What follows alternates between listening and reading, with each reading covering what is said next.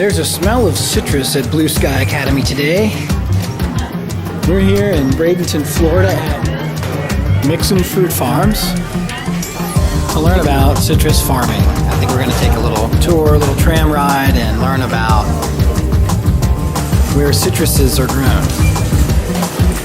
What are citruses?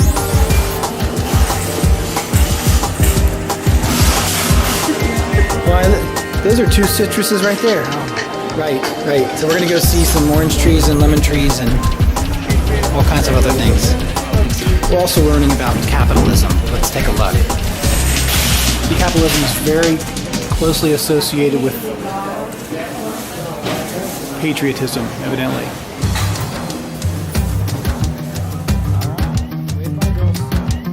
Make a lot of orange juice with them every year. This first row on my right side here are almost all navel orange trees. And the navel oranges go into season in October. We have them in the fall and in early winter. We're out of them now. They got the name navel because they have what appears to be a navel or belly button on the top of the fruit.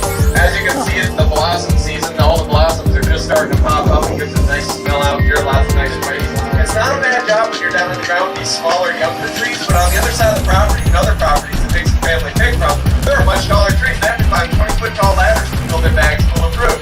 Once they fill their bags, they come down from the ladder and they dump all their fruit into these wooden boxes. It takes about a half hour to fill a box. They load them onto trucks, and they do that all day until the trucks are full. They take them to our main mix and mill every other day or so. If you look over here on our right side, you'll see what are called smudge pots. It does actually drop below freezing out here sometimes during the winter nights. If we don't keep our fruit warm, it will freeze and die. So they used to use smudge pots to keep it warm out here. You would fill them full of diesel fuel, and so they stopped using the smudge pots in the 1980s and moved on to our current system.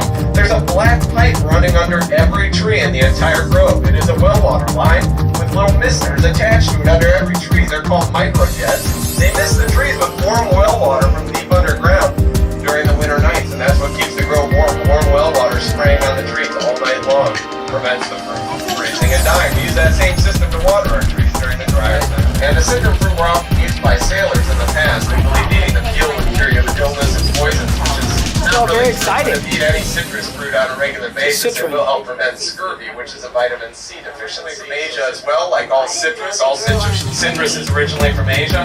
And when you We also have spotted skunks in Florida, which are much smaller and have spots on their bodies. Any questions about skunks at all? Yes.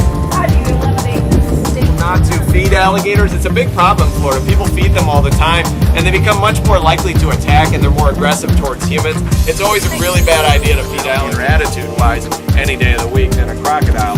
Crocodiles are also found in saltwater because they can excrete excess salt from their body through glands in their mouth. That's when they're going to be their fastest, and they can kind of go like a medium human walking pace when they're going on a faster run. Now, racing captivity to wildlife hospital on the east coast of Florida. She was so tame they almost didn't release her, but they decided to give her a chance in the wild. They banded her leg with an ID number and released her. About a month later, she was hit by a car and returned to their center. She's completely blind in her right eye. They decided between being blind, being so tame, and not doing so well in the wild in her first month, they found her home in captivity with us. We took her in.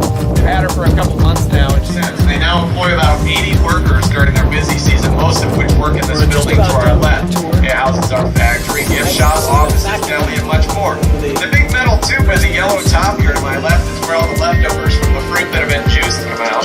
After they're juiced, their peels and pulp pour out of that tube. They land on a trailer, and once the trailer is full of leftover citrus, they take it to a buffalo farm and feed the leftovers to buffaloes. They love eating it. We don't have to waste anything. Works out